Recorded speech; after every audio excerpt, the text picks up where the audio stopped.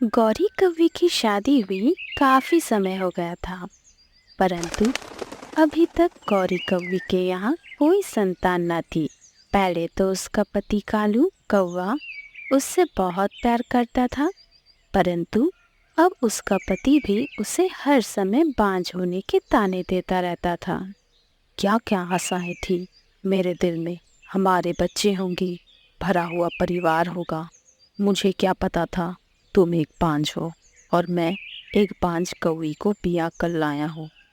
संतान ना होना या होना मेरी बस की बात थोड़ी है। अगर मेरे भाग्य में संतान है तो भगवान हमें जरूर देगा।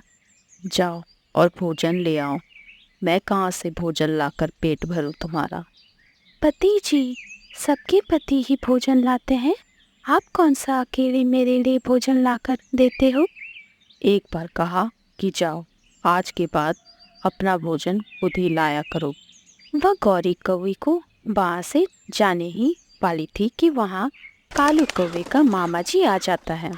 आइए आइए मामा जी, आज बिना बताए ही कैसे आना हुआ। एक जरूरी काम से आया हूँ। यह बताओ कि तुम्हारी पत्नी की कोई अंडा हुआ भी है या नहीं। मामा जी, वही रोना तो मैं अभी रो ही रहा था। मेरा दिल भी करता है कि मेरे भी संतान हो, और ये पांच हर समय खाना पर जोर देते रहती है। इसे तो संतान की जरूरत ही नहीं है। ये आप मेरे दिल से पूछ कर देखे। आप तो रात में सो जाते हैं और मैं सारी रात रोते रहती हूँ। शादी के बाद हर कौवी की इच्छा होती है कि वह माँ बने। कालू, मैं पड़ोस की एक कौवी रहती है, उम्र भी ज़्यादा नहीं है, वह शादी करना चाहती है, उससे मैंने तुम्हारी बात की है।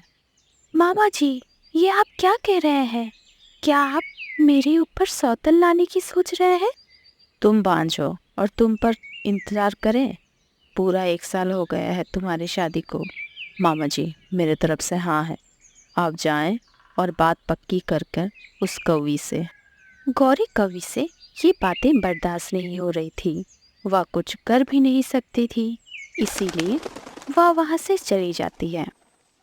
बात तो मैंने पक्की कर दी है, तुम कल चला आना और बिया कर लेना उससे। वह तुम्हारे घर को अच्छे से संभाल लेगी और फिर जल्दी ही तुम्हारे घोंसले में छोटे छोटे बच्चे होंगे। क्या बात है गौरी बहन, आप रो रही हो? सब ठीक है ना? चिड़िया बहन, संतान होना ना होना पक्षियों की बस की बात नहीं। कालू हर समय मुझे बांझ बांझ कहता रहता है। अब तो वो मेरे भोजन भी नहीं लेकर आता। अगर संतान ना हो तो ऐसे ताने तो हर मम्मा पक्षियों को सुनने को मिलते ही हैं। आज कालू का मामा जी आए हुए थे और वे तो कालू की दूसरी शादी कर रहे हैं। गौरी, मुझे तो पहले ही डर था इस बात का। अगर कालू की ही हाँ है तो फिर वो तो दूसरी शादी करके ही रहेगा। उसे तो मेरी भी शर्म ना की, मेरे सामने ही मामा जी को हाँ कर दी थी। अच्छा तुम चुप हो जाओ, या लो अमरूद खा लो। तोता देकर गया था मुझे, बहुत मीठा है। फिर ऐसे ही शाम हो जाती है और गौरी और चिड़िया वहाँ से चली जाती है। वह मेरी लाल वाली पगड़ी जो मैंने शादी पर पहनी थी, वो कहाँ रखी है? वो वहाँ पड़ी है। और वो फूलों की माला कहाँ है? वो भी है। परंतु जब आपने मुझसे शादी की थी तो मुझे वचन दिया था कि आप मुझे कभी नहीं छोड़ेंगे। तो मैं छोड़ कब रहा हूँ तुम्हें? मैं तो अपनी मामा जी के कहने पर दूसरी शादी कर रहा हूँ, वो भी संतान के लिए। अगर तुम बांझ ना होती तो मैं कभी भी दूसरी शादी ना करता।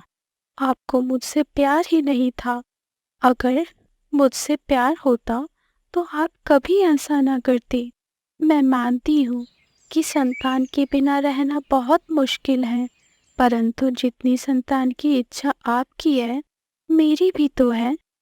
कालू दूसरी तरफ मुंह कर कर सो जाता है, जबकि गौरी सारी रात जगकर गुजरती रहती है।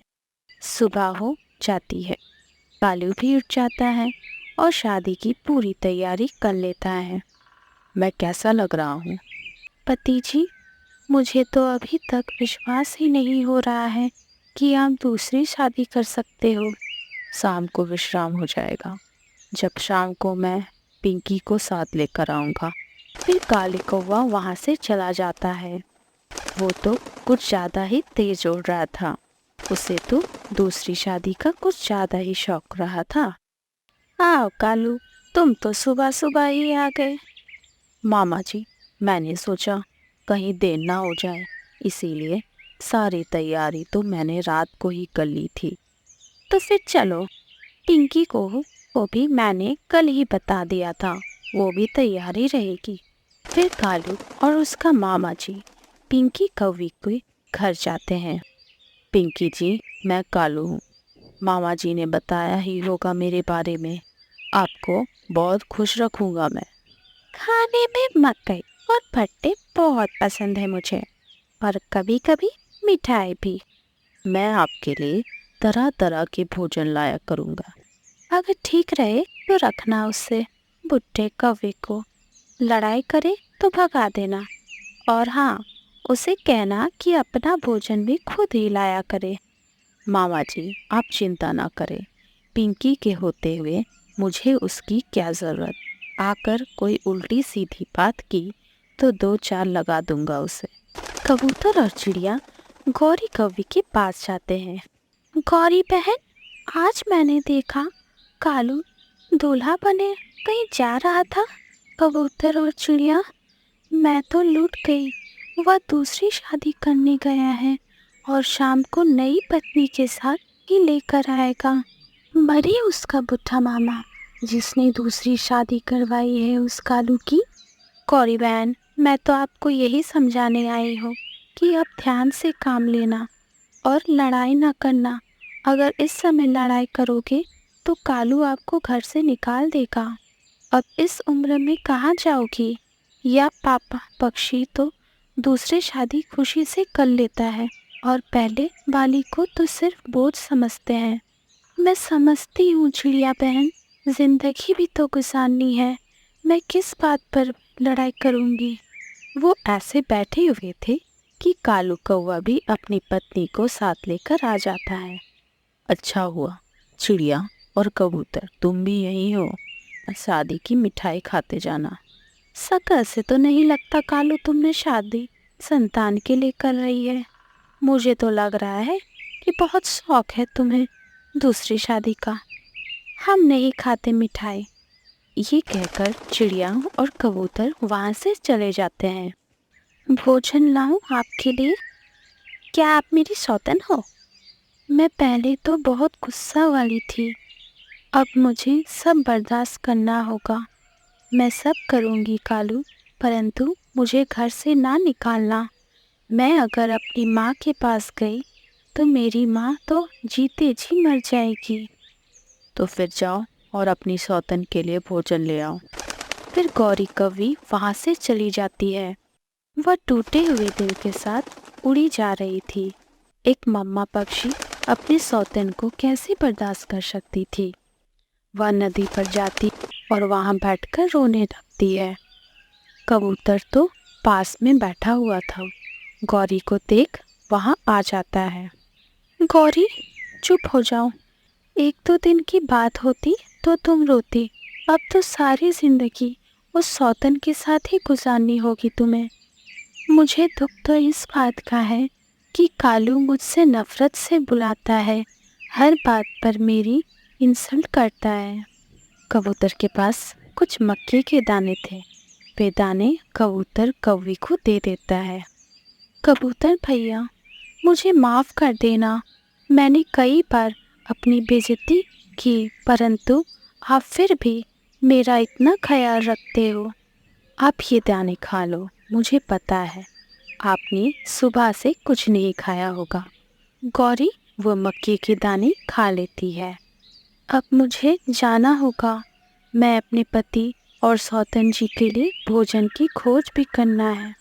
गौरी जैसे ही उठने लगती है उसे चक्कर सा आ जाता है और साथ ही उसका जी मचलाता है और वह फिर से बैठ जाती है। चिड़िया भी वहाँ आ जाती है। कबूतर भैया, यहाँ आओ।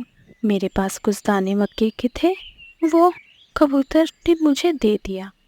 बस मैंने खाया ही था कि चक्कर से आ गया। अब जी मचलाने लगा है। गौरी, आपको बधाई हो, ये तो बहुत खुशी की बात है। आपका अंडा होने वाला है। आप गर्भवती हो। मैं जब पहली बार माँ बनी थी तो मेरे साथ भी यही सब हुआ था। यह सुनकर गौरी की तो खुशी की चीख ही निकल जाती है। चिड़िया बहन, क्या सच में मैं माँ बनने वाली हूँ? इस कहानी का यह वाला भाग आपको कैसा लगा? हमें कमेंट कर ज़रूर बताएं।